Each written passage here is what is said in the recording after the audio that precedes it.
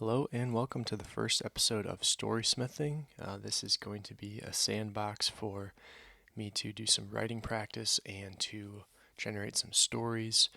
The goal is that for those that may listen, this will be helpful and hopefully an entertaining experience to learn a little bit more about writing and enjoy the process. So, in each episode, I will be focusing on a story. I'll take that idea or that story from ideation, so from the very beginning to actual writing. And in that process of developing the story, I think a lot of learning points will come out for me and for anybody that is listening as well. So, normally, I think I'm going to try to go into this pretty blind, no notes, no uh, preconceived ideas in terms of plot points or the shape of the story. For this first episode, I wanted to have a very general idea, so I do have the title, which is always a good starting point, or at least the idea of the title, and I want to start there and try to build a little short story. So, this is, like I said, this is going to follow the arc of what I'm hoping to do with this podcast, with these episodes. So let's hop in. So, this idea, to share a little bit of backstory with you, came from a video game project I was working on, and coupled with just a random thought about all these battle scenes you read about in different stories. So, these battles always take place on an open field, often do, and, in real life, battling in a prairie or a forest of some kind would just be disastrous for both teams, or for both sides. All the vegetation, all the lack of visibility, all these factors that the terrain plays get mitigated a lot in stories, and especially as you go down from closer and closer to young adult, as you go down to from more realistic to a little bit more fantastic, the effect of the terrain is less and less. So I thought that was kind of an interesting idea, that there's sort of, to some degree, an unspoken rule that the writer or the storyteller can overlook some of those terrain elements. And it gets very interesting when they don't.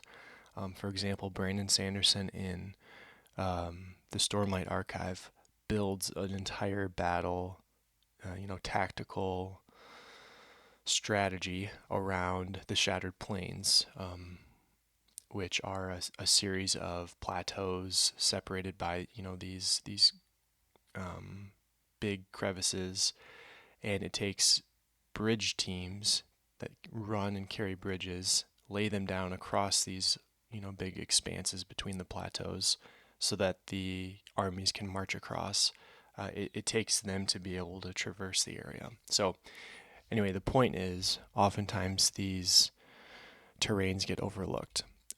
So I wanted to add a bit of color to that and try to make a little humorous, interesting short story about it. So all that is to say, the title, the working title of this little short story is Pre-Battle Clippers, and my goal of it is, in to lay the cards down, this is all that I have envisioned so far, is that there's going to be a profession called a clipper, whose job it is to go to these battle sites before the battle takes place, so a prairie or a forest or something, and to just clear out the area so that it's fit for battle. And I'm picturing a couple clippers from each side, just kind of out in the prairie, just cutting grass, getting it ready for the upcoming battle. And these clippers don't have any gripes with the other side. They're just kind of doing their job, punching in, punching out, sort of thing. So I think it's kind of a funny backdrop for a story, where these clippers, are their team is going to be going against the other team in, a couple of days and will be violent and all that, but these clippers don't really they don't really care about that. So so that's our starting point. And I want to try to build a little bit of the story out ahead of time, and then do some of the actual writing, so we can try to go through some of that brainstorming, some outlining, and then actually get into writing and come out of this on the other side with a story. So, like I said, this is as much, this is writing practice for me. I want to practice these elements myself, and I'm hoping that externalizing some of these thoughts is helpful for me in learning, and then for you as well, if you're hoping to hear how someone else that enjoys writing would approach this, or just from an entertainment perspective. So pre-battle clippers, let's brainstorm this up a little bit. So we're obviously going to need at least 2 sides. I think since the scope of the story is small, this is going to be a couple pages long. Let's keep it to 2 just to simplify things. So we need 2 sides. Let's call them countries in this case. Better yet, I think let's go for 2 fiefs within the same sort of country. So these could be like competing warlords fighting for some resource, which we can identify. The reason I'm changing this to sort of a fief setup is that, like I said early on, the 2 things I think I know about this story, and what I'm learning right now is that it's difficult to type a different sentence than I'm speaking. I'm going to have to develop that skill. 2 things I know about this story are that the main character will be a clipper, and he'll just be kind of chatting with a clipper from the opposing fief, and that the backdrop is already humorous, so I want to lean into that more. So as I'm brainstorming these ideas, I want to lean into humor as much as possible, and I think rather than having opposing countries fighting over something or fighting for something, that seems a more serious situation than in some ways than in potential neighbors, fief mates, so to speak, that maybe have been friends for quite a while, and now it's a situation where there's a new baron in charge of the fief, and they're causing, they're at war for whatever reason with another baron. So I think having separate fiefs, using a fief landscape, has more potential for humor, or at least is easier to lean into humor.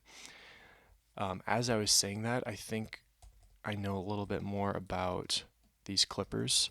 So let's just call the main character,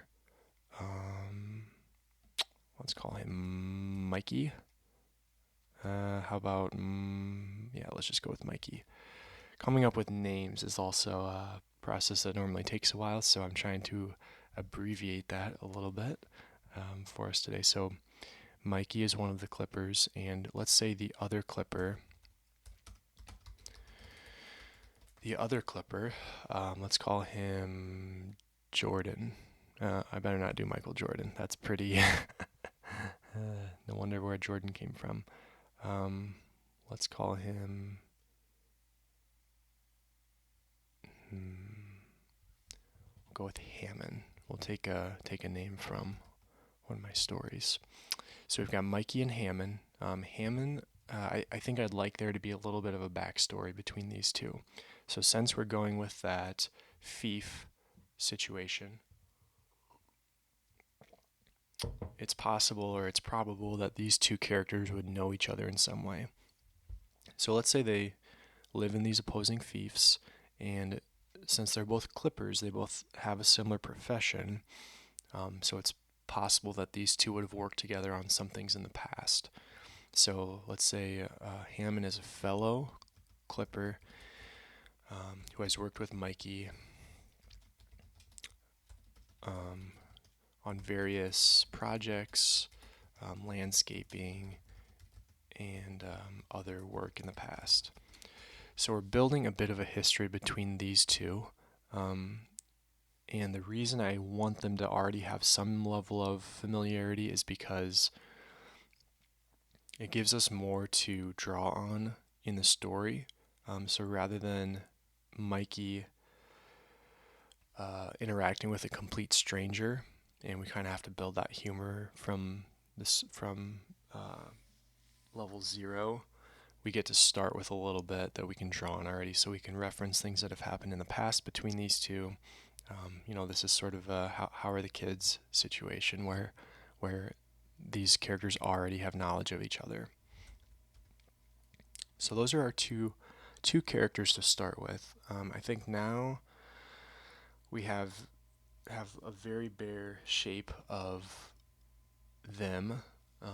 Before I flesh that out a little bit more, I want to decide whether there should be more clippers in there. I'm leaning towards simplifying this for the same reason we did only 2 sides in this conflict. I think I'm going to leave it with just Mikey and Hammond. We could have a couple other clippers just kind of working, but they might not get much screen time, so to speak. And that'll help us keep things pretty streamlined.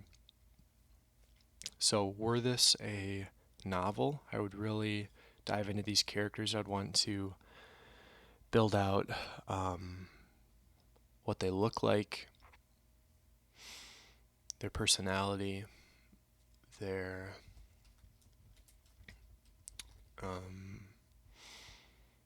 most of their history, what's kind of brought them to where they are. Since this is a short story, we don't need as much of their appearance. We just need kind of a very quick description. What's more important is going to be their personality, because that is going to be visible to the reader through everything they say and what they do as well.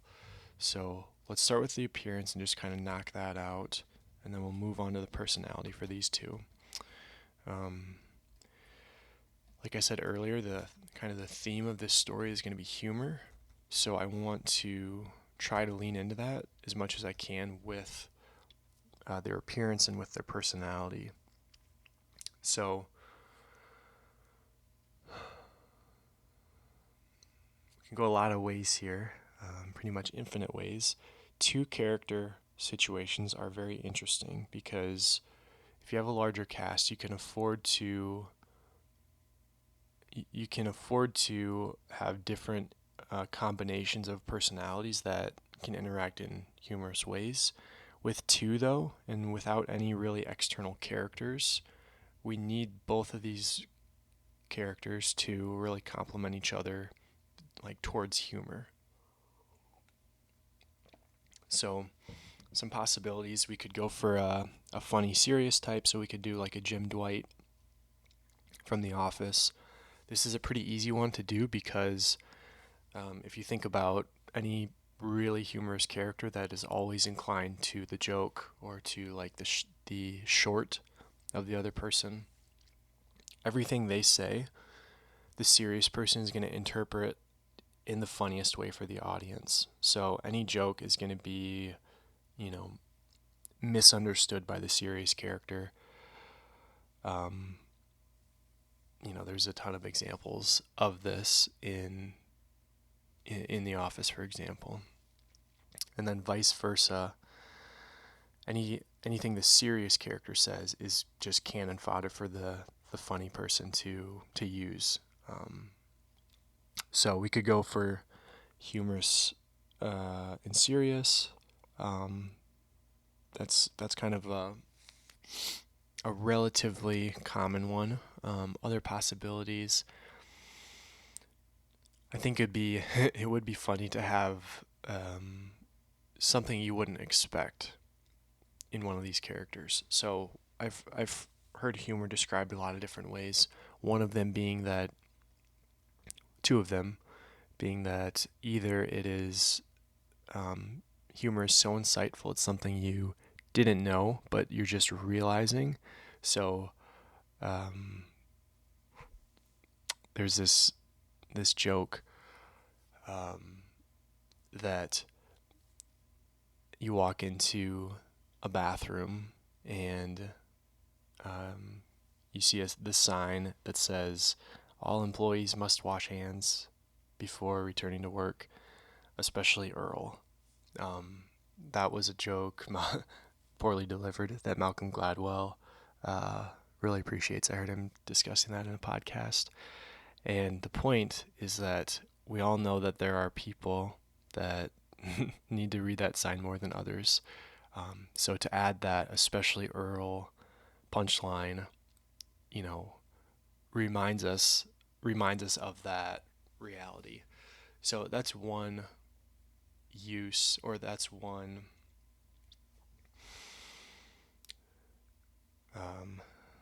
backbone of humor. The other is eluded me for now. So we'll keep going.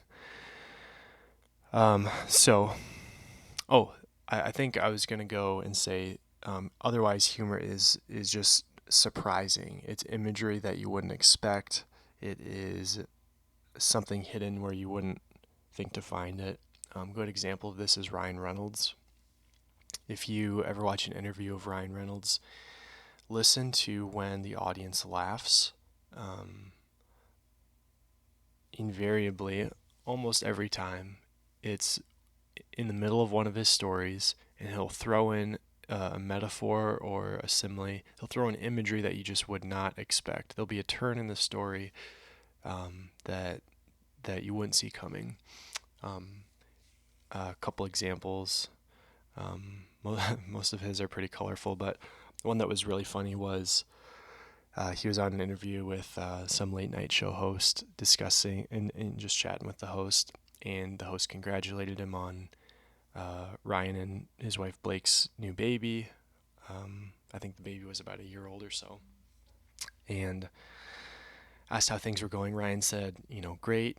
The baby's just starting to talk, and she's calling me mommy, and everybody kind of gives a little chuckle, And then Ryan Reynolds says, and he also said, so Blake, his wife, has been making fun of him because the baby's calling him mommy. Everybody chuckles a little bit, and then Ryan says, but what she doesn't understand is that the baby thinks I'm mommy too, or the baby thinks I'm mommy. And it's this little twist in the story that, comes out of left field or comes out of right field, and you wouldn't expect it.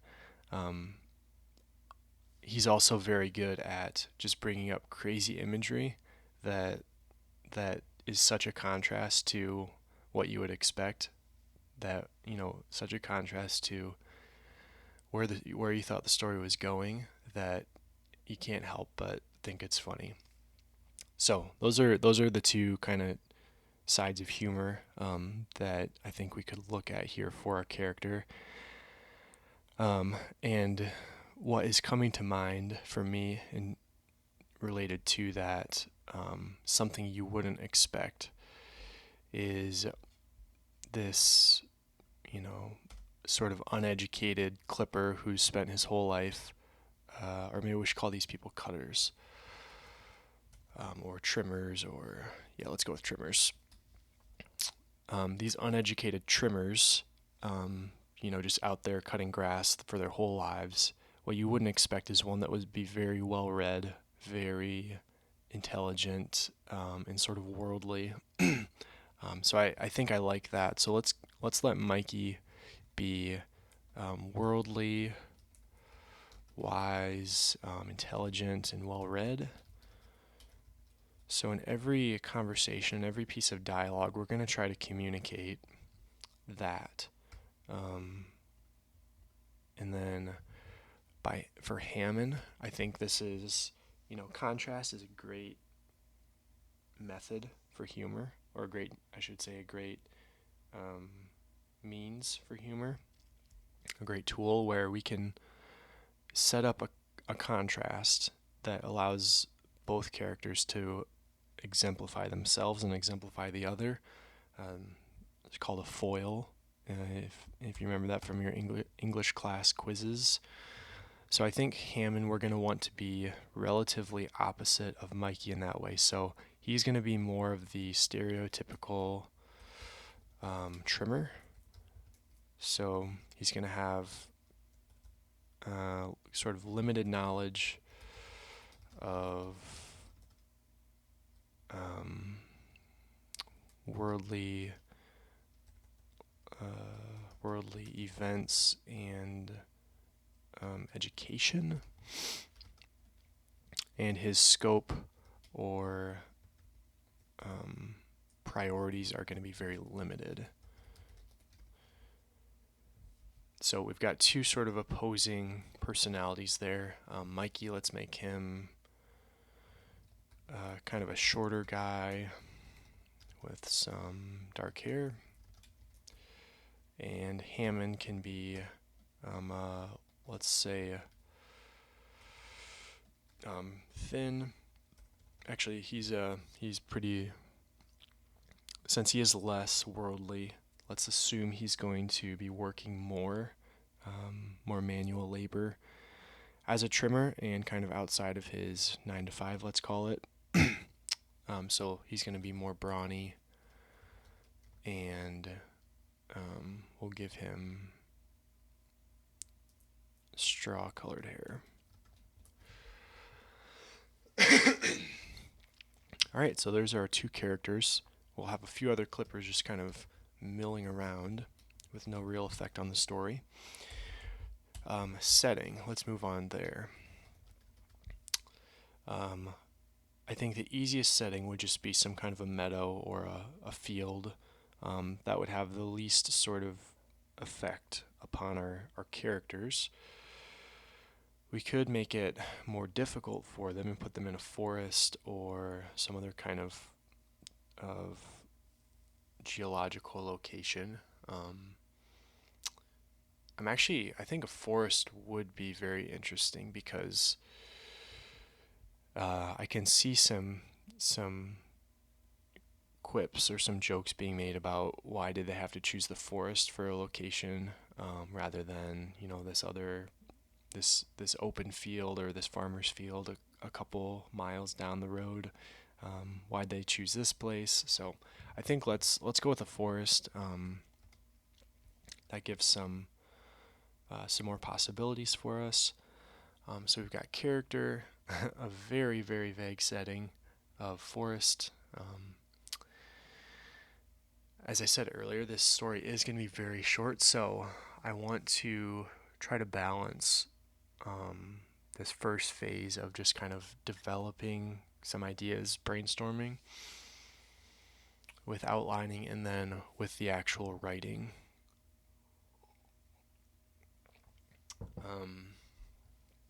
So I'm not sure what more we need for the location of our story. Let's flesh out a little bit more about the two sides here. So Mikey's side, let's call them Baron.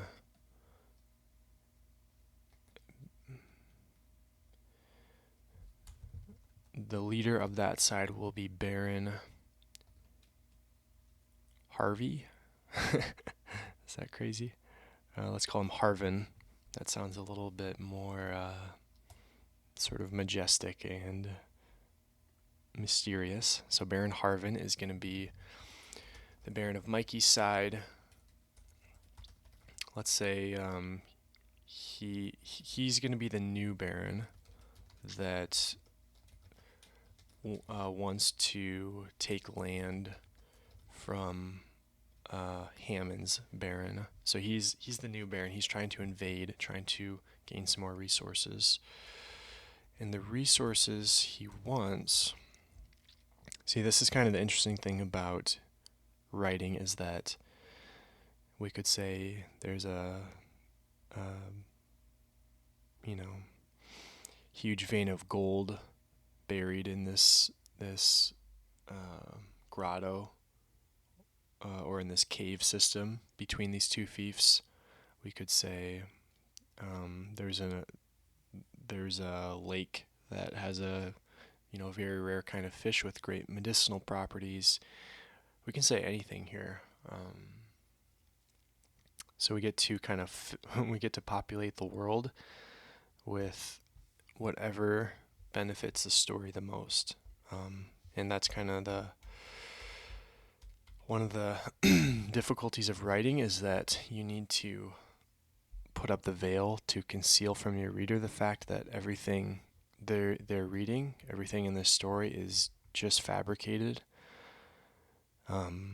If they were to poke outside of the words, like if they were to look outside of what you've given them, there wouldn't be anything there. Like it's not a fully fleshed out world. It's just created enough for what they need to see. It's like a video game rendering up to the horizon, but beyond that is nothing. But the player can't see that because their view is only to the horizon. So we need to create some resource that would be very attractive to a new baron. Think about that for a little bit. Let's create Hammond's baron. So this can be baron.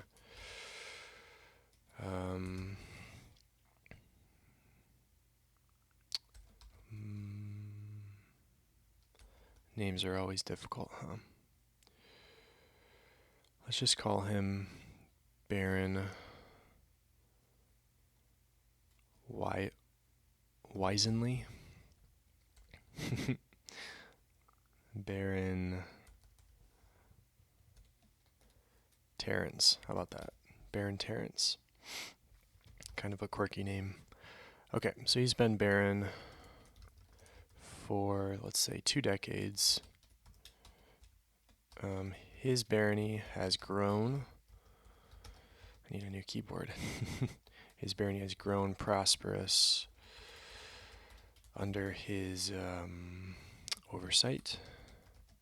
He distributes profits, or let's say, since this is not 2024, he distributes the harvest, among his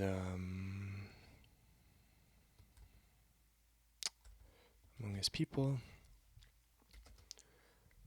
And let's also say he's implemented some helpful practices or helpful quality of life improvements for his people. So Baron Terrence, Hammond's Baron, is kind of going to be our good guy in this situation. I think it's still helpful to have a little bit of a good bad dynamic between these barons, even though they will really only appear in the story filtered through Mikey and Hammond. I think, instead of having 2 great characters go at each other, we can have more of a contrast so that it's easier to poke some jokes or some dialogue at Baron Harvin especially. So let's go back to him for a second. He's the new Baron. He wants to take something from Baron Terrence.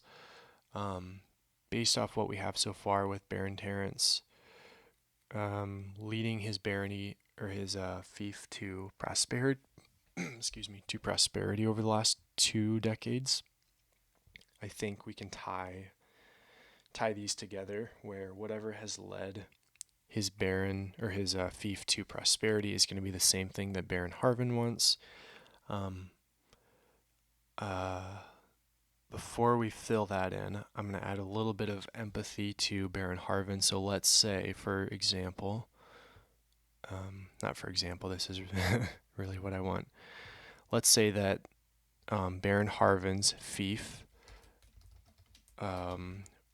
was on the verge of starvation is too strong, but let's say what's the word I'm looking for? They were very poor. Um, that word is eluding me. Well, let's say they were very poor. Baron Harvin's fief was poor, malnourished, and in danger from. Now let's create. I don't think we need to lay this out too much for our short story, but let's say there's an enemy country on the other side of the fief. So now what we've done is we've given Baron Harvin a reason beyond mere greed or, power lust or whatever, to try to take some resource from Baron Terence. So Baron Harvin's fief was poor, malnourished, and there's some sort of enemy country on the other side that they need resources in order to kind of bolster Baron Harvin's fief so that they can't be overrun by this enemy country.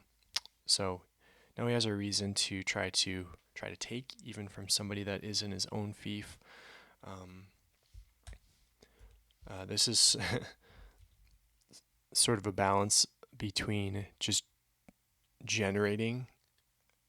So let me back up a step. So what you'll hear many writers talk about is two different kinds of writers. One is the planner, one is the pantser, otherwise known as an architect versus a gardener.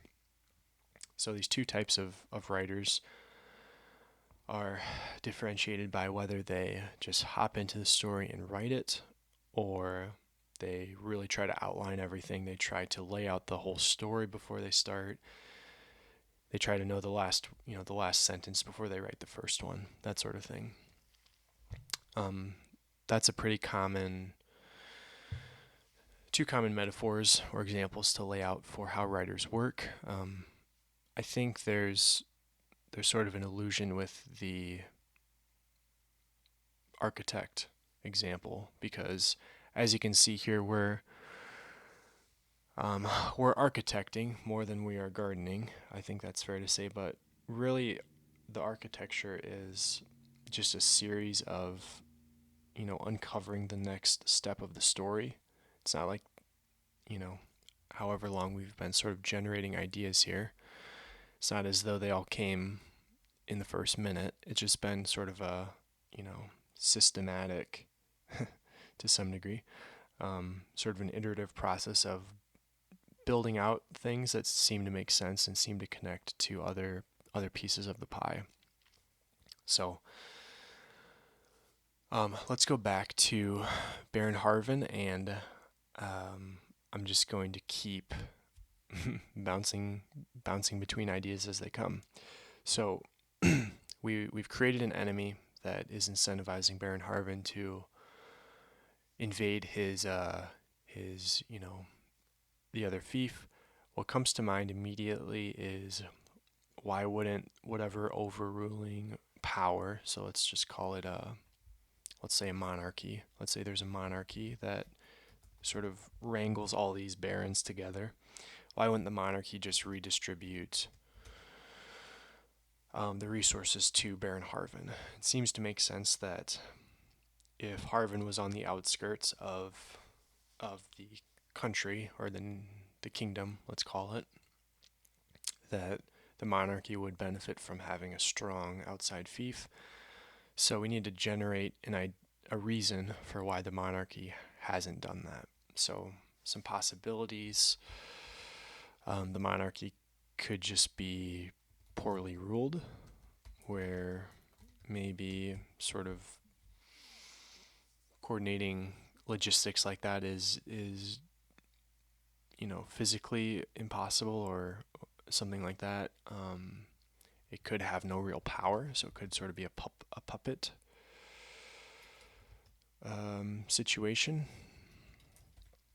Or, this is currently a blank spot in my mind, but I think it's where I want to go.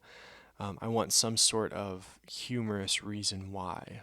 So poorly ruled could be the reason. I think it's would be better if we had something else. So there could be some sort of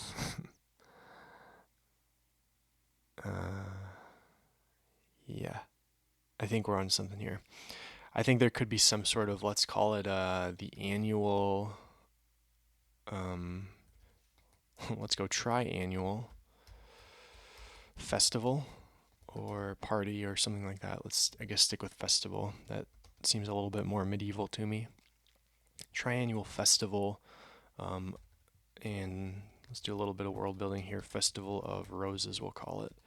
And this is going to be some sort of, it seems like it should be every 3 years, but like a festival every 3 years, but let's say it's a 3-year festival, actually. I think that could be a funny little spin when we get into the story. So it's a 3-year long festival that the, should we call them the crown, sort of the monarchy? I'll just say that the queen oversees in the, I could say capital here, or the main fief, let's just say the royal palace. Okay, so this triannual Festival of Roses is a 3-year long festival, which is just terribly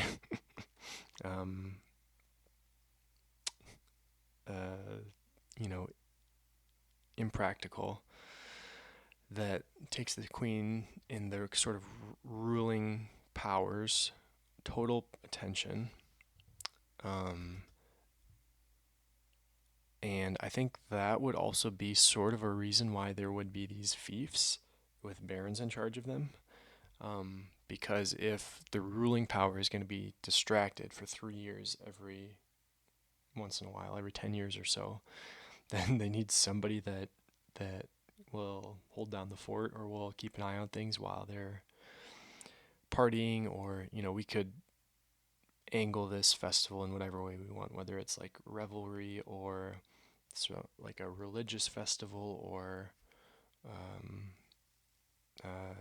like a hiatus where it's sort of like a vacation mode for the queen. Or it could be something very good, like if the queen was having audience with, anyone in the kingdom could come and let the queen know of their problems or what they need help with. And the queen would just hold court for 3 years. I don't know. It could be any of those. I don't know that we really need it fleshed out for our story here. So now we've got an excuse for why the crown isn't helping Baron Harvin get resources from Baron Terrence.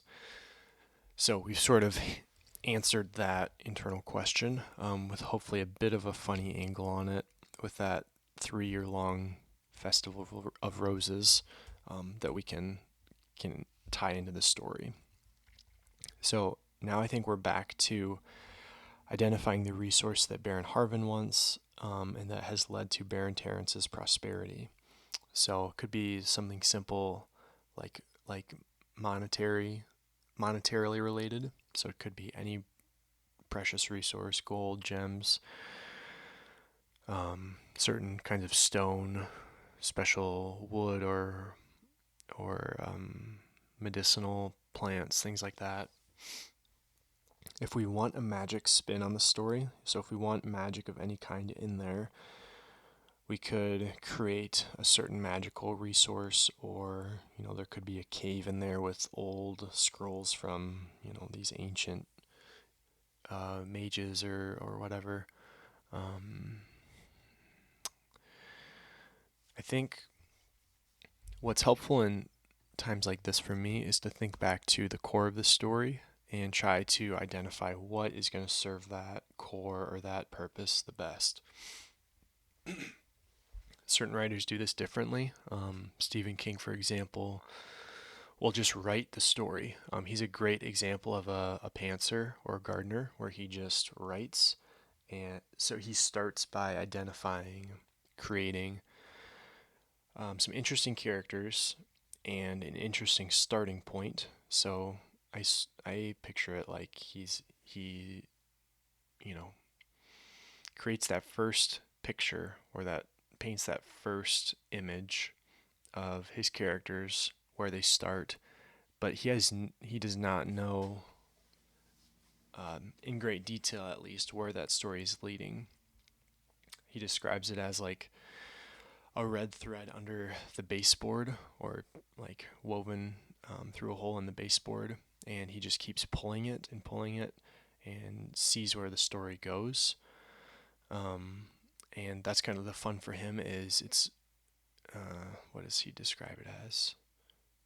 Sort of like dreaming, I think he says, where the act of writing, and he's, obviously extremely experienced, but the act of writing is more subconscious than it is conscious, where he gets in that groove and is able to just transcribe the story as it comes to him, rather than, consciously iterating through the story and really trying to identify what makes the most sense, as we're doing here. So anyway, that's kind of Stephen King's approach to some degree. And then back to how that incorporates into the core of the story. He will write, and when he's done with the novel or the story, he'll go back, and as he's reading through, he'll try to identify those core themes. So it's, as he describes it, it's almost like he's discovering what the story is about, and then he'll do, edit that revision process. He'll edit or revise the story so that it points more towards those themes than maybe the first draft did. So he'll hide themes that don't need to be there, and he'll emphasize what he thinks is like the heart of the story. So we're not really doing that here. We're working at it from the other end, of, as we're generating this outline or some of this world building, we already have in focus that the core is humorous, and that it's, kind of a clever, quirky little funny story, hopefully. The other discrepancy is always, you can have a great outline that you think is going to pan out into a story super well, and then when you try to put pen to paper, so to speak, that you cannot disintegrate your complex ideas into words. So we will try to battle through that. That being said, we still need to identify a resource. So it's always fun to have magic in the story. I think how magic would emphasize humor in this is that, or how it could, is, let's say there is each fief has a couple of these mages or whatever.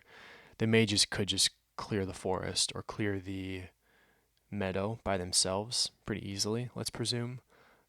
So the fact that these trimmers have to go in and do it all manually could be humorous. We could have these trimmers kind of be upset, or like kind of begrudging these mages for not doing the work for them. Like, they could think that the mages are lazy, or the rulers, the barons, are silly for not having the mages do it. So that's one way magic could help the story. Not having magic, what does that do?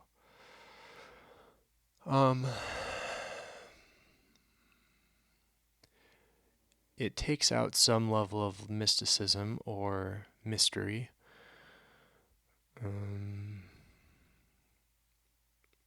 And without extra elements in the story, there's more we can focus on with what we do have, I think. I think that's true of most stories, that, if we simplify, if we take out the extraneous, then we can focus more on what we do have. And since this is the first episode, since this is my first practice session with this, I'm more inclined to simplify, I think. Though by the same point, having magic is probably at most going to add a couple lines of dialogue of sort of poking at why it isn't being used. So I don't think it would add a lot of extra legwork. And I do think it'll give us a couple possibilities for jokes. So I think let's add magic. Why not? And that I think is going to inspire what this resource is.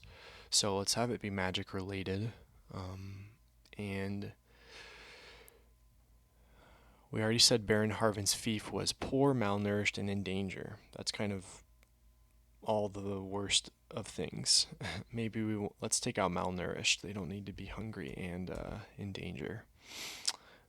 Poor and in danger. I think those can go hand in hand. So let's leave that. They're poor and in danger. So this resource has to fix those issues in some way. So to go back to my earlier thought, it could be a cave with scrolls of some old magic that, let's call it, could be combative magic of some kind, or it could be, I don't think I really want this story to lean into like danger, or not danger, but violence. Despite this being the pre-battle Trimmers, I think it like the more I can juxtapose the idea that these main characters are preparing like a battlefield with how silly and sort of mundane they are. I think that's what we want to go for. So I don't want combative magic here. Let's lean more towards a magic that would accelerate, that would give them prosperity in some way. So it could be that it accelerates plant growth or something like that. It could transmute things into more precious things. Could be alchemical related, which is pretty similar. Since we took out them being malnourished, I don't know that it needs to be food related magic. Let's do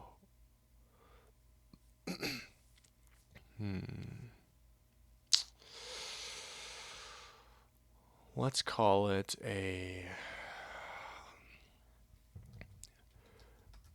magic that will turn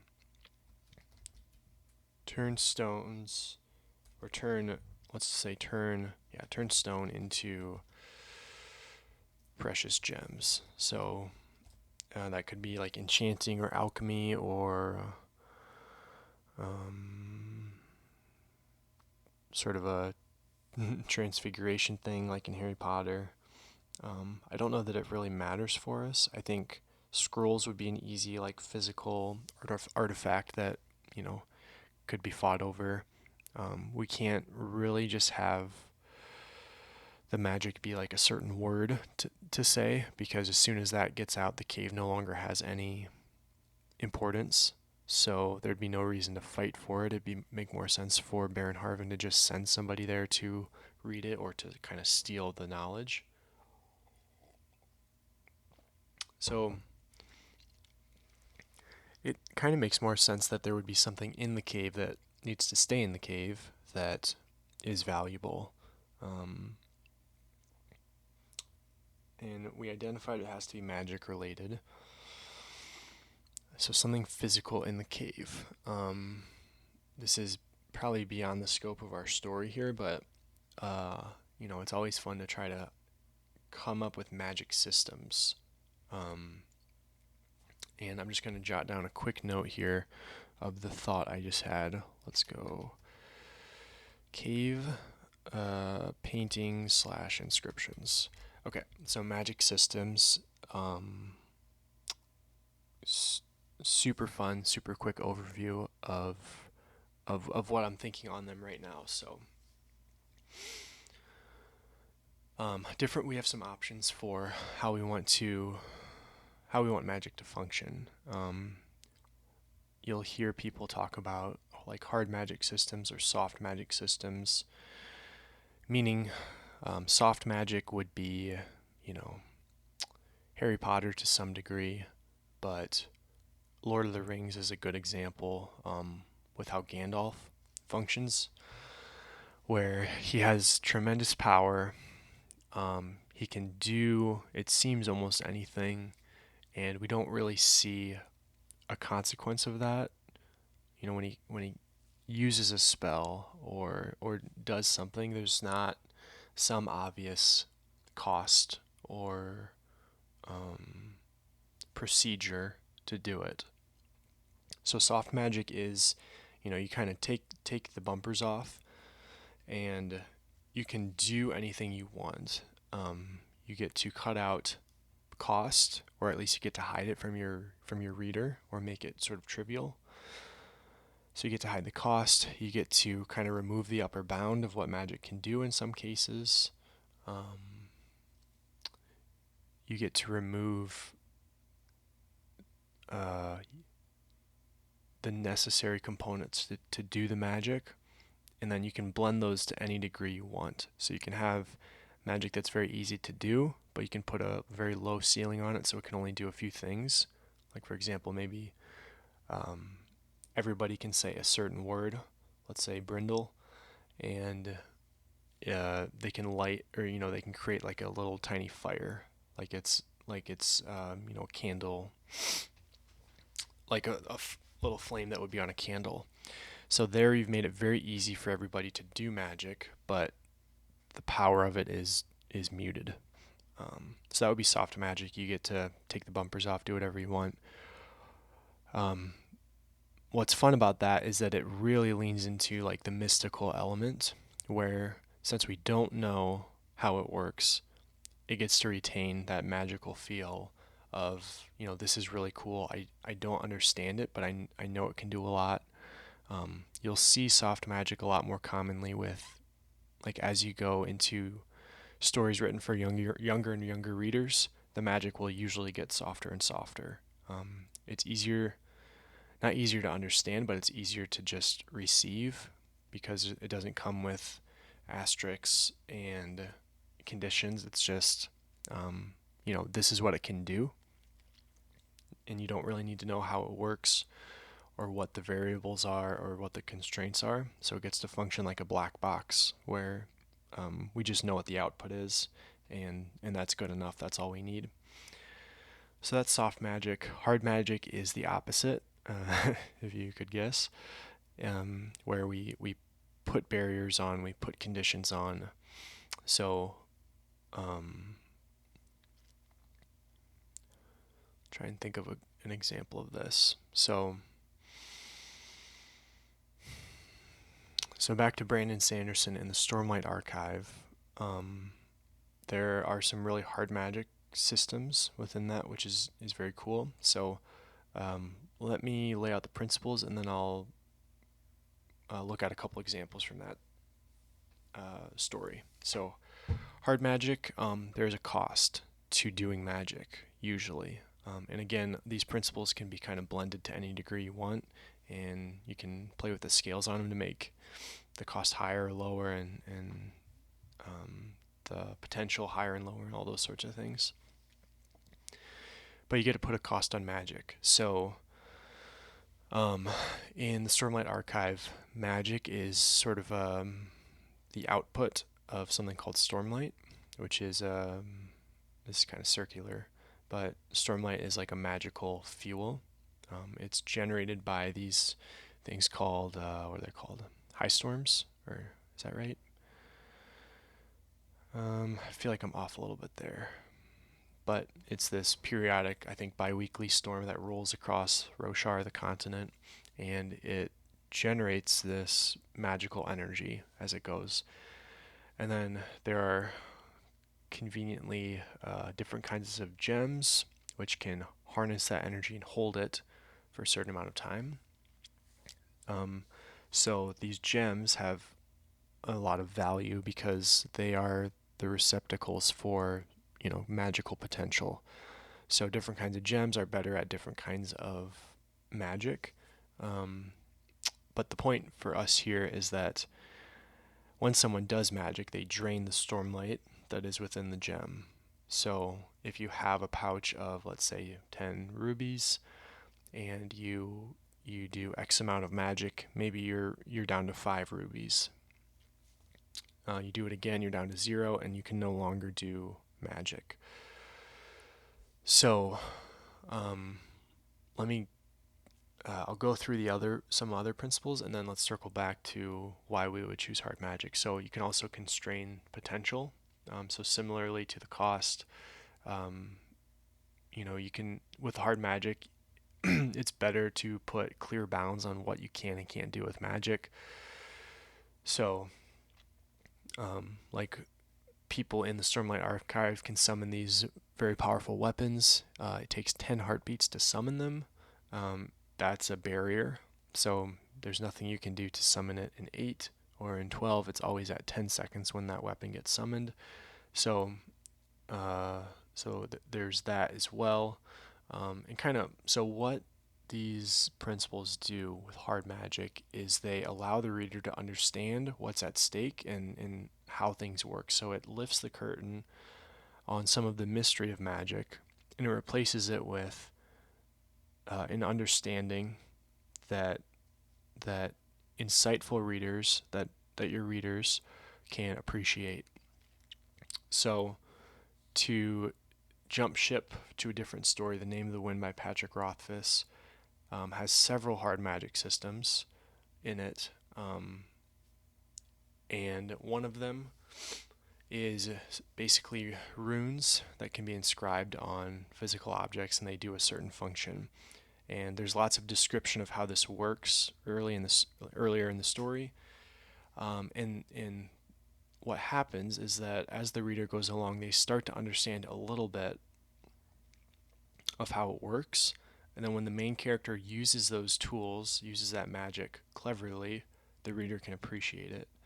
So the main functions of hard magic are to let your reader understand, and then allow them to appreciate when your characters do something clever, powerful, sneaky, whatever the case is. It lets your reader notice that.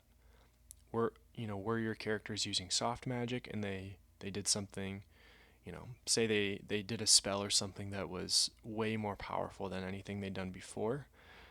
Within a soft magic context, your reader has no way to understand that was, why the character deserved that extra output. Within hard magic, if your character does something to not bend the rules, but like uncover a new possibility or combine the rules in a new way, then that's something that can be appreciated. So that was quite a tangent. So back to our story here. We have that cave that has some valuable magical resource. I think and I added a note here earlier, thank goodness, of cave paintings / inscriptions. So I think what we want to do here is add something valuable to the cave itself that cannot be transported. So it can't be like knowledge-based magic that can just be harvested and transported out back to Baron Harvin's fief. I want the cave itself to be valuable in some way so that it gives him a reason to fight for it. So I think what sounds kind of fun is making the cave itself magical. And I think this is where I was going before I got to hard and soft magic, is that it's very fun to come up with magic systems. So creating the framework for how magic is going to work in your story. We don't really need that super laid out here. If this were a novel or something, we could spend an hour just trying to get the bones of that. But for us, we can get like the bones of the bones. So what sounds kind of fun for the cave is to lean into a little bit of that sort of ancient, primal cave drawing sort of situation and give it a magical element. So let's say there are all sorts of inscriptions and lines and paintings inside of this cave. Let's actually just stick with like lines, like painted lines. So there's all sorts of painted lines throughout the interior of this cave, and let's assume that this is sort of like runic or runes of some kind. These lines combine in some way to create a magical effect. So there are lines painted in the cave, and their configuration is somehow creates magic. If we really wanted to so we could leave it there and leave it kind of soft and just say the cave is magic because it's magic, something like that. If we wanted to make this harder, I would say let's add a reason to why the cave is magical. And this is a situation where I think it's true that if you ask most people a question and ask why, and then ask why and ask why, by the fourth why, they probably don't have an answer anymore. So if you ask somebody like, why does water freeze? And they would say, well, it gets cold. And then you would say, like, why does that matter? They might say, well, the atoms slow down as it gets colder. And when they slow down to a certain degree past the liquid form where they're really bouncing around, then they solidify into a more rigid structure. And then you might ask, why does a rigid structure mean that it's solid? And if that person's me, by that point they'd say, well, who knows? So I think that's true in most things, that we really don't know more than a couple layers of whys. So we don't need to go more than a couple layers here in our story as well if we wanted to make this magic system hard. So what I would say, and just because I have the idea, I want to lay it out here, is that if we wanted to make these cave line paintings a harder magic that the reader could understand to some degree and appreciate, we could add, what are they normally called? Ley lines? Way lines? I'm kind of blanking on the name. Let's just call them magic lines through the world. But this is something that is common in a couple of stories. This is not like a novel idea to me, although, obviously I'm just thinking of it in connection to the cave as I'm going here. But there are lots of stories that have magical lines, sort of magical conduits through the world, and it's, at these lines and at the intersection of these lines especially is where magic is more powerful or more whatever. So for example, in Stephen King's The Dark Tower series, there are these lines, and you can tell where they are because the clouds sort of coalesce along the line. So there's these big lines of clouds that just stretch overhead. The same is true in Patrick Rothfuss's The Name of the Wind, or The Wise Man's Fear especially, where people say, at the intersection of these lines on a full moon, you can go into the Fey world. So it's sort of like a doorway into a different world. For us here, though, let's just say that magic is more powerful along the lines, and the cave happens to lie at an intersection. So there's more potential magic there, and then let's say that magic is harnessed through the painted cave. So we've got sort of a magical crock pot cooking there, and what effect should come of that? To try to keep things moving, it's hard to tell how long this has been going. To keep things moving, I'm inclined to just say that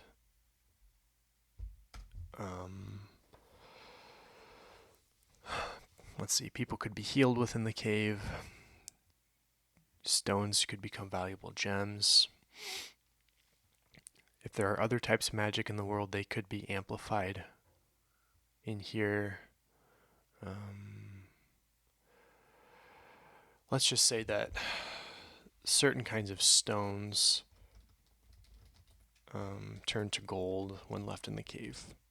It doesn't really matter. Like I said, our characters are just going to reference this at some point. That's its only influence on the story. But we just need a reason that this cave is valuable. So here, just to kind of go through what we have again, we have two sides competing for this cave. Baron Harvin is Mikey's Baron, our main character Mikey. He's a new Baron that has just taken over control of the fief, which is poor and is neighbors with an enemy country, so they're at risk if they're not kind of bolstered or strengthened. The monarchy is currently occupied by the Festival of Roses, so they have no idea what's going on. They have to wake up and stop smelling the roses. The cave that Baron Harvin thinks will lead to prosperity and safety for his fief lies at the intersection of some magical lines within the world, and any, let's call it limestone, just to add some texture. Any limestone that is brought to the cave will turn to gold over a couple of days. This is going to give his fief money, which can be kind of transmuted into safety and armor, troops, weapons, all those sorts of things to keep him safe, keep his people safe. Let's say he's got a good bone in his body and he's doing this for his people. Baron Terrence is Hammond's Baron, and Baron Terrence has been in charge for 2 decades, so he's got some experience. Let's say 4 decades. Let's let him be really a good leader. So 4 decades, his barony has grown prosperous through, I guess, a constant stream of gold, which sounds very convenient or very helpful for him. He shares the harvest among his people, and he's tried to make life better for all of his people. Our 2 main characters that are going to be in the story are Mikey, who is kind of a short guy with dark hair, and he's very intelligent, well-spoken, well-read. He's going to kind of know the lay of the land, understand some of the politics at play and what's going on. And then Hammond is going to be another clipper, or another trimmer. I think we updated that too. Who has worked with Hammond, or who has worked with Mikey in the past. So they have some history. He has done more manual labor, so he relies on his brain a little bit more than his back, and he kind of has limited knowledge of worldly events and education, and what he focuses on, so his scope or priorities is more limited. So he's not really concerned with, who cares about this other country? What are they going to do? Take over? Who cares?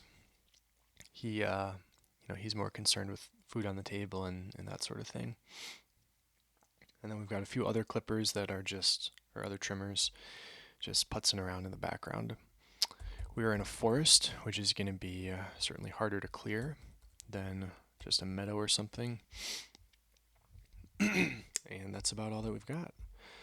So I think that gives us enough background to kind of go ahead and give this story a shot. So I'm currently looking at a Word document or a Google Doc with some of our notes, and let's start writing. So this is the portion of the recording that I have been not leery of, but I know this is going to be difficult to some degree. So I'm going to do my best and try to keep this going. as quickly as I can while also keeping the quality high. Something I think most writers have difficulty with is turning off the editor in their brain. It's very easy to look at the finished product of a writer you really admire and then compare that to the first draft that you just kind of whipped up and see how yours isn't lining up. I just finished a novel, and I had to work to turn off the editor during that first draft. Especially, you can always go back and correct things, but you'll never get to the point where you can correct things if you don't have anything. So I'm going to try to keep that in mind as I go here, and keep the ball rolling as much as I can. So our title, Pre-Battle Trimmers, and we are in the forest with Mikey and Hammond. So first line, with my novel, this was actually the last line I wrote, more or less. So certainly it's okay sometimes to skip that and just hop in where you can, where it seems easier, and then circle back and add something in. Like I was talking about with turning the editor off earlier, I think I just want to hop in and try to get some traction, try to get going a little bit. So pre-battle trimmers. First line, in full disclosure, I did think of this line earlier, so I think I'll just go ahead and use that. Thought of this as we were kind of generating some ideas. So let's use, what was it? Let's say the trimming business was good this year. This is going to be difficult to write and transcribe. Okay, the trimming business was good this year.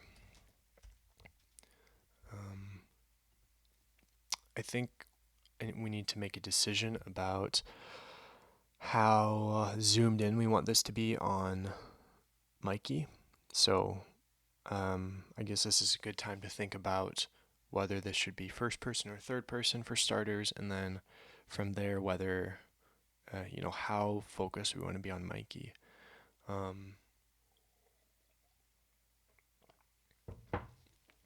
think third person is easier for me. I did first person with the first novel and then third person with this last one.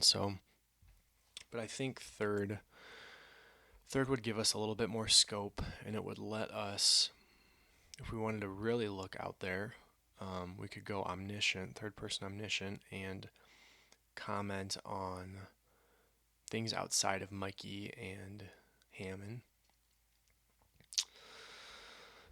That might be difficult within a shorter story like this. We don't want to take too much screen time doing other things, but it could be. I think I kind of like that, actually. I think let's go omniscient, and I think at some point it'd be fun to look at the cave. We could, let's say the cave is relatively near where Hammond and Mikey are. We could make a little explosion in the cave or something if someone brings in the wrong kind of stone and the magic doesn't work or whatever. That might be kind of neat. So, okay, so let's go omniscient, and that'll let us zoom out more.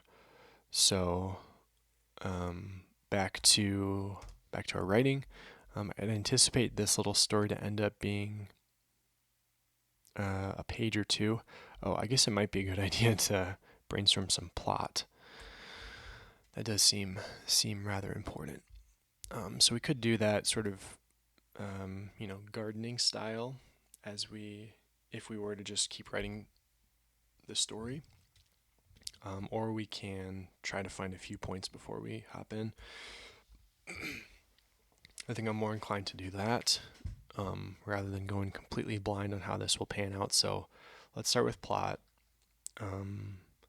So Hammond and Mikey are in the forest, and the heart, or we're not going to be clearing the whole forest in this story. The movement or the progression has to be in the dialogue. If we're keeping this to like a scene, we could really zoom out and sort of pan over the work of a couple months or a couple weeks or whatever of them clearing. But I don't want to do that. I just want to stay in a single scene and let the dialogue show most of the movement. So, Hammond and Mikey are in the forest. Let's say, ooh, I like this. I'm just going to add another note here. Cave explodes. So, this will be a neat exercise. The kind of plot development or outline development, brainstorming that I enjoyed for the last book I worked on was, I would call it like iterative plotting. I think other writers must do this, but I haven't heard it sort of championed as a plotting strategy. A lot of people will say sort of to procedurally generate the next item, and that is a good way to do it. I think it is. I think this is another opportunity though. So rather than, starting at step one with Hammond and Mikey in the forest and then identifying what would be a funny thing for them to talk about and just keep going step by step. With Cave Explodes, we have our two endpoints. So we have Hammond and Mikey in the forest to start, and then the humorous or a humorous end to this story that I think would be funny is if the cave breaks in some way,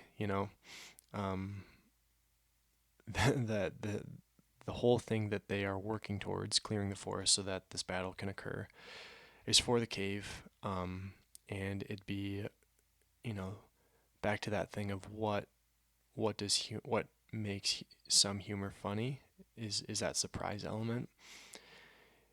We wouldn't expect the cave itself to conk out. So I think that would kind of be the funny endpoint that we can try to build up towards. So this iterative plotting approach is you get two endpoints, and usually it's easy to pick where you start and then where you want to go. It's usually harder to fill in between. I've found with sort of the procedural plotting route. So if we know the cave has to explode or break in some way, what we do with this iterative approach is just try to keep filling in a dot or two every time and asking what would make the most sense. If there's this outcome, what input would make the most sense to get there? So for the cave to explode, I know we need something to cause that. That would make it more satisfying if something caused it and if the reader knew. So let's say there are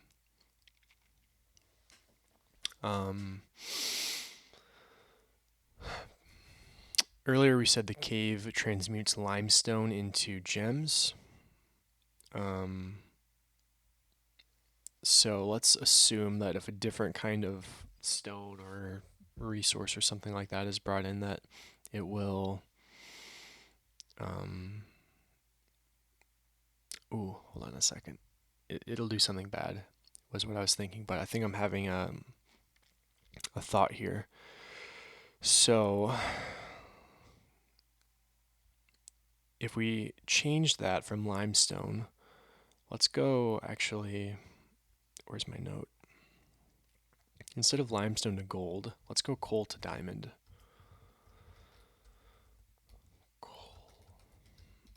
Coal to diamond. So somehow this cave is its effect is that it somehow like compresses things. So it compresses coal to diamond. Let's say it compresses like stone and that sort of thing. Now, what could be compressed to have like an explosive effect? This is where it'd be helpful to know like how gunpowder functions. So I'm going to do a quick Google. What is gunpowder made out of? I'm afraid that it might be coal.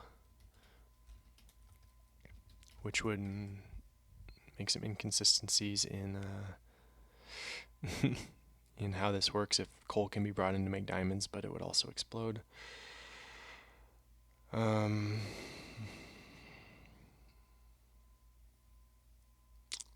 we also wouldn't have gunpowder in a medieval setting. Bummer. I was gonna say it would be awesome to bring gunpowder in and have it just explode. Let's see. Charcoal. So it says gunpowder is a mixture of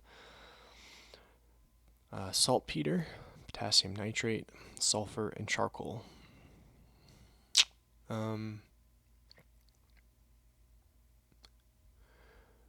Let's see. I think charcoal could function as our explosive agent here, right? Because charcoal. Yeah, let's do that. Except, here's the thing about writing. You learn what you don't know when you're writing. So, I'm looking up, is charcoal coal? Coal is a natural mineral that forms over the span of years, while charcoal is a manufactured product created from wood.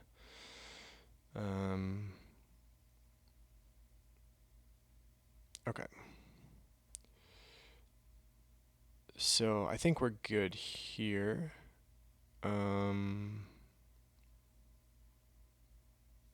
Yeah, I don't want to worry too much about the science of charcoal versus coal. Looks like charcoal is made from man-made from wood and should work for us here. So let's say, where were we? So instead of diamonds, or it transmutes coal to diamond and has that compressive effect. So let's say that charcoal, when compressed, explodes. I think that works. And then we need, back to our plotting now. So we have Hammond and Mikey in the forest, and then the cave explodes. We need some in-between step that would lead to the cave exploding. So let's have a couple soldiers. Soldiers can make good cannon fodder here. Soldiers pass them, and they're carrying lots of charcoal to. Why would they have charcoal? Let's say they want to set up lots of torches inside of the cave to post some sentries in there or something. So soldiers pass Hammond and Mikey with lots of charcoal. So that is another in-between point. Now let's keep playing that game. So Hammond and Mikey are in the forest, and there's soldiers around them. So what can we put in between there that is going to make sense for soldiers to go past those two people?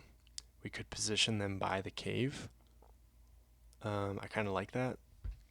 Then we also know that, I like that a lot, because that'll give Hammond and Mikey kind of front row seats to the cave exploding, and also it'll be easier for us to communicate that the soldiers went into the cave with the charcoal rather than, they just go off into the forest and we hear a little boom later on.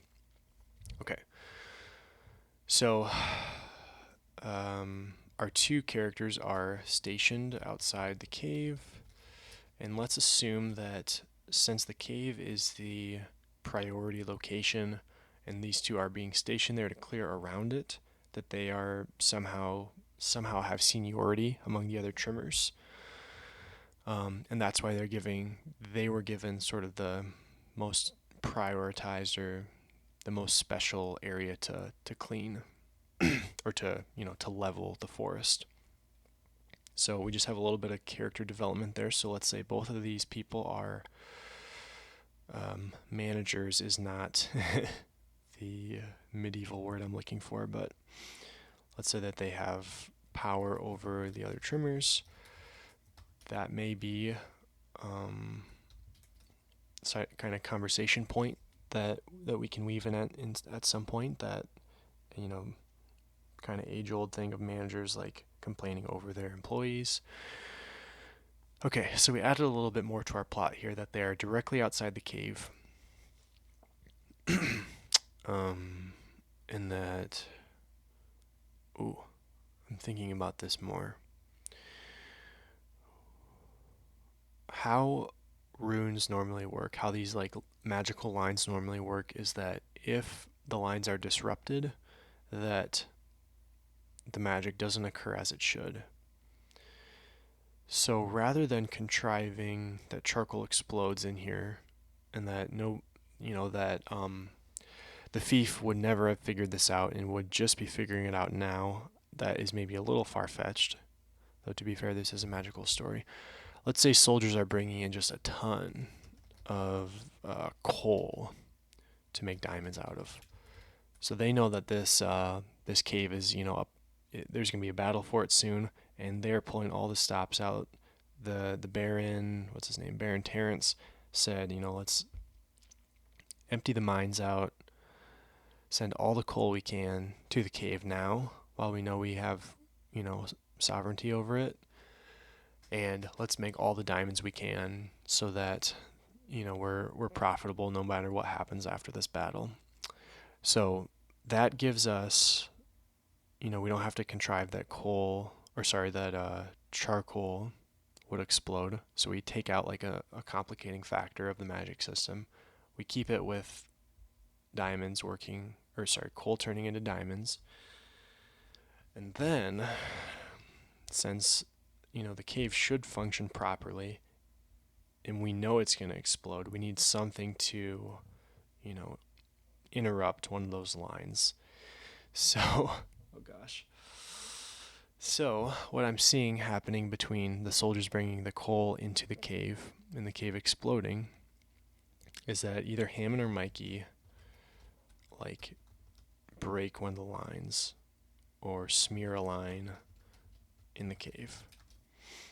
And then by disrupting that flow of lines, it leads to the magic not working as it should, and then the kaboom. The only thing I don't like about that is one of our characters is now sort of a culprit in, hurting these soldiers. So, good thing about being the writer, we get to change things all the time that we don't like. So let's say that the soldiers drop off the coal. So they drop off the coal. They leave. So they are leaving the coal in there.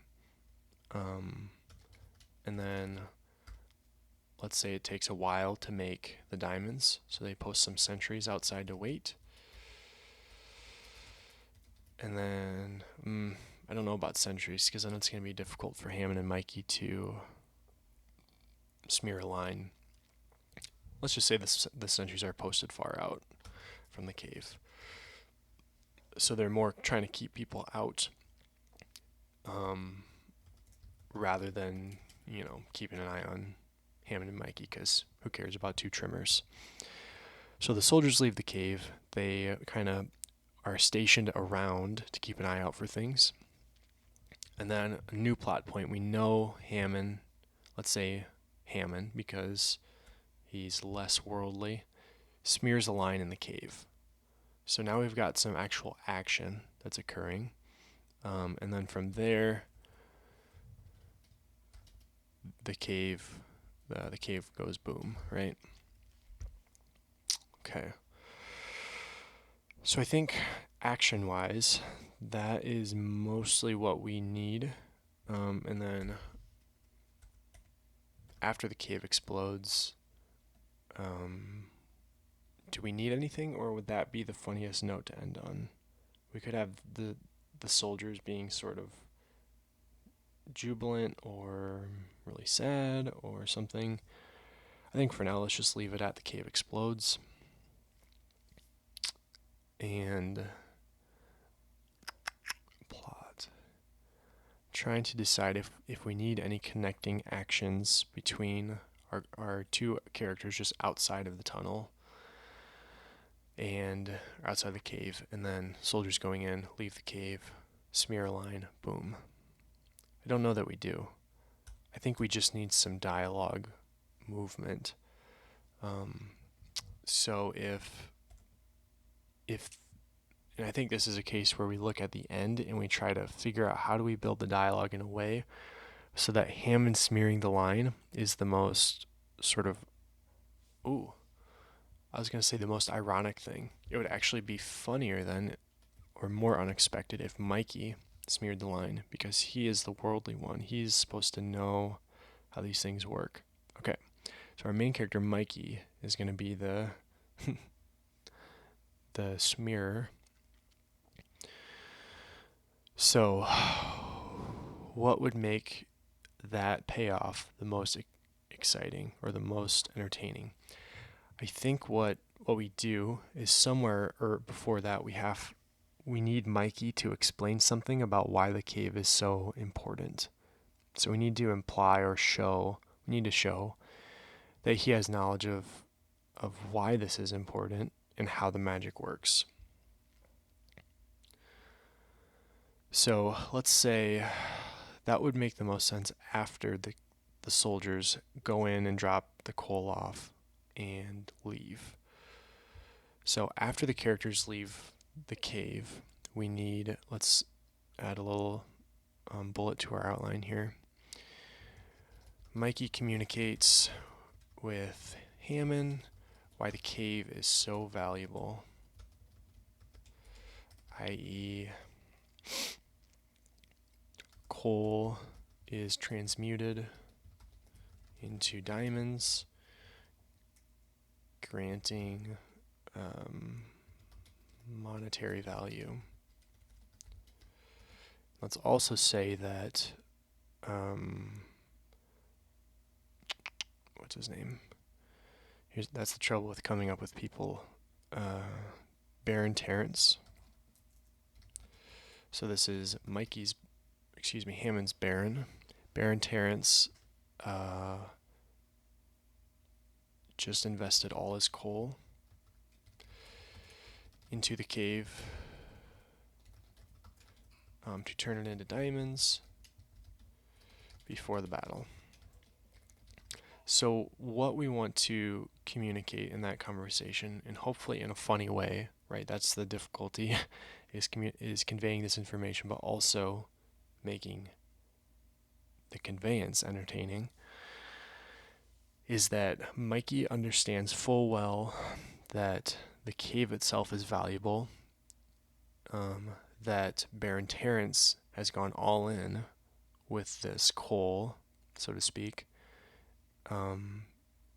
which means that when the cave explodes, that there's the realization that now Baron Terrence's fief is in trouble because that was their stockpile of coal. We also should add somewhere in here that Mikey understands how the magic works. I'm seeing a connection from that to him smearing it by Hammond. So Hammond has no idea how this works, right? He is sort of he has no idea how this magic works. So he's going to be asking Mikey how the magic works. Something to that effect. And that's going to be the catalyst for Mikey to smear one of the lines by accident, because he's going to try to show Hammond that he knows how it works, or that he can do something. So maybe he's just going to be pointing out to a line, trying to point to a line and accidentally actually touches it or whatever. Maybe that's something we can build out a little bit later, but now we've got sort of some kind of a reason for why Mikey would be doing anything inside the cave.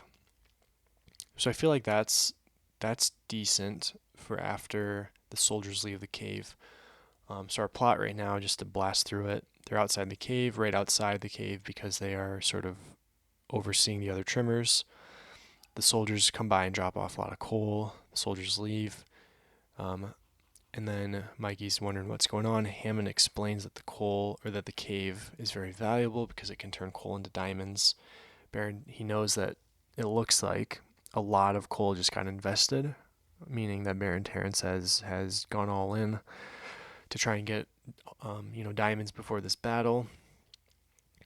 And then in there he'll also explain that the cave is magic because of these crazy lines. And Hammond will ask Mikey how the magic works, and that is how Mikey, sorry to keep these people straight, how Mikey will smear a line, and that's going to cause the cave to explode or cause damage inside. I don't want Mikey or Hammond to get hurt, so it's won't hurt them. So we might need to mitigate that explosion a little bit, but it'll disrupt the magic, like break the magic. So I think all we need now is sort of the conversation piece that we start with, that Hammond and Mikey start with. So possibilities, they could be talking about the timeline for the build. So they could be just talking about work, sort of two workers talking about logistics. That's not necessarily funny, but it is practical. They could be complaining about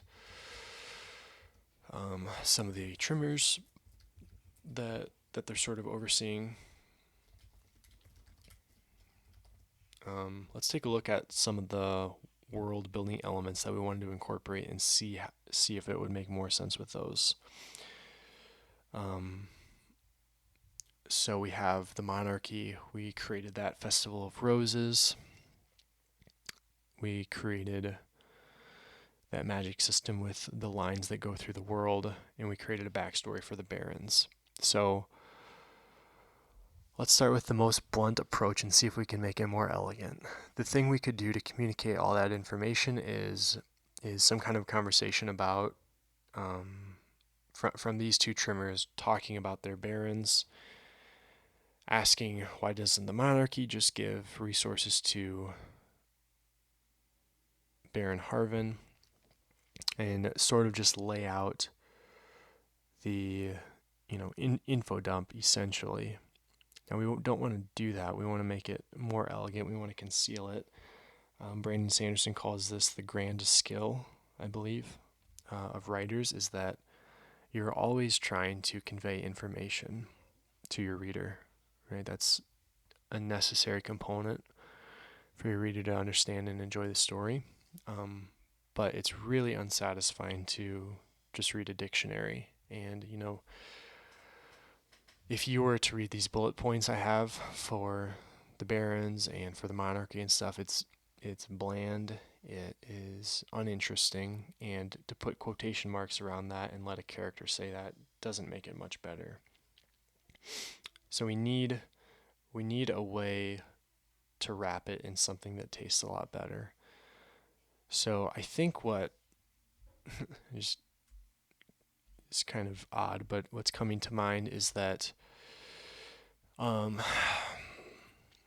way we could communicate or lead into this conversation is, let's say that each fief has an outfit or like a uniform. Or what are those normally called? Not a sigil, mark, coat of arms. There we go. So let's say each fief has a coat of arms, and that can be, stitched onto everybody's uniform. So how we're going to lead into this conversation where we can communicate some of this to our reader, hopefully in a humorous way, is that Hammond is going to have his old uniform, and Mikey has a new coat of arms on his. And what this is going to do is give us a talking point to start out with of Hammond asking Mikey about the new coat of arms, which leads into Hammond explaining that there's this new Baron, he in fill in the blank with he has these new ideas, and he sent us out here to clear this forest in front of the cave, whatever. So I think that is a lead in. That's a lead in, and that's our initial conversation.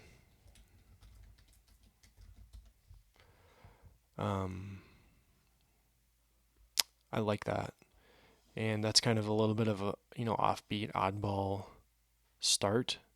And Hammond can even say, like, since they do have a history together, we can communicate that through this comment that Mikey's wearing a new coat of arms. Like, Hammond recognizes that this isn't his normal uniform, that something is different.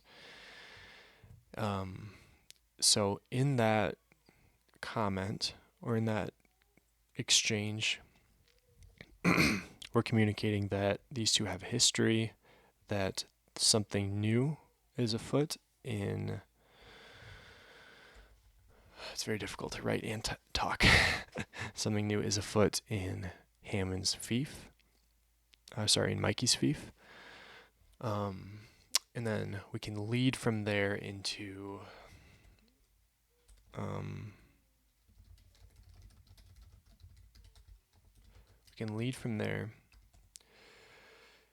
into this new Baron.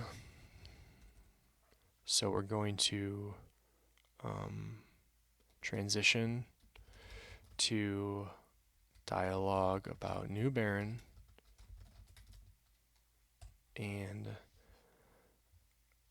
it would make sense then, and this would fit with our next plot sequence of the soldiers coming to the cave, that emphasize that the Baron wants to fight for the cave.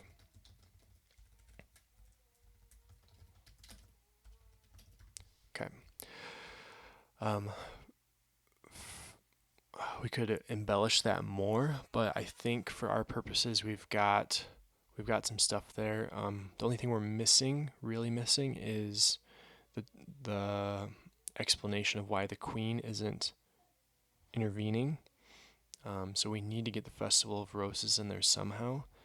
This is kind of like a dangerous situation that I think a lot of writers would run into, where there's something important lore-wise or world-building-wise that you need the reader to know, and it's easy to place it somewhere it shouldn't be, where it tastes like medicine for the reader rather than something interesting or rewarding as they're going through the story. So we want to avoid forcing that in there and ask the question, is it better to leave that out entirely, or can we find an elegant or a creative way to insert that information?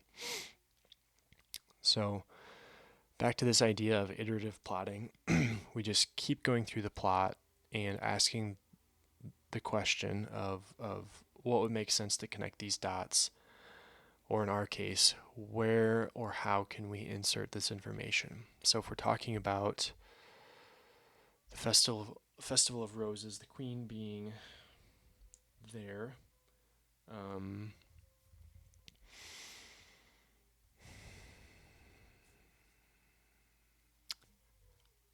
it would be hard to start the story with that conversation. I like that we're starting with that little conversation about the coat of arms on the uniform. That conveys a lot. I think that's really valuable. And then that leading into the conversation about the cave. Well, that leading into the conversation about the new Baron, and then the Baron wanting the cave would work. There's potential to insert that Festival of Roses information after the bringing up the new Baron, because Hammond could say something like, this is blunt, but what does the queen think of the new baron, or why is Baron Harvin fighting for our resources? Why doesn't the crown, strengthen the border between this and the enemy country? That would work. I think that's probably better than leaving that out entirely. This would depend a lot on what audience we're shooting for. So that's something we didn't talk about at all. But it's important to have your audience in mind as you're writing. This story wouldn't necessarily be for like elementary school kids, right? Would have little interest in two adult men clearing a forest. Readers normally like to read about someone of their age or a couple years older, if they're young, especially, because they're trying to learn what is to come. So, with the age of our characters, this would be more of a mature audience. Not that there's going to be anything out in left field in the story, but it would just be more uninteresting to a younger reader.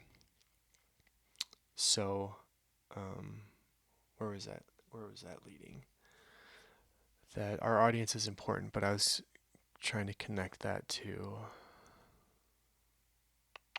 this Festival of Roses. I remember. A younger reader. So the whole point we're putting in this Festival of Roses idea is that we need an explanation for why the crown doesn't do the logical thing to prevent this little civil war from happening. A younger reader is not going to be concerned with like the political logistics around the situation. They're more concerned probably with the battle and with what the character is wearing and that sort of thing. An older, sharper reader might see that plot hole if we left the Festival of Roses out and say, well, obviously the queen should just fix this situation. It doesn't make any sense that there's civil war in this story, and when your readers start to question things like that, it takes them out of the story, and that is, that's not what the author wants ever. Your goal is to create the illusion that they can live in the story and that there's no flags that stick out that they say, hey, that doesn't really add up or that doesn't make sense. So since back to the audience piece, since this is for more of an older audience or more of a non-elementary middle school audience, I do want that Festival of Roses idea. So let's add that after the new Baron is introduced in the conversation. So Hammond is going to question what the Queen thinks of the Baron, something along those lines, and then Mikey will introduce the Festival of the Roses. Okay, so I think we have all of our information we need in here now. Plot-wise, the pieces are connected, more or less, as well as maybe they can be within, as well as I can connect them within a half an hour or so. And now it's time to do the writing. So I think I'm going to pause there, and I will come back when I have some more time and lay this out in words, hopefully. I'm not going to be really thinking about this and trying to do anything while I'm away. I want to come back with a blank slate and just go through our plot outline and then write this up. So thanks for listening through kind of the ideation of the plot, characters, setting a little bit, and some of those world building pieces. And let's see what we write. Thanks.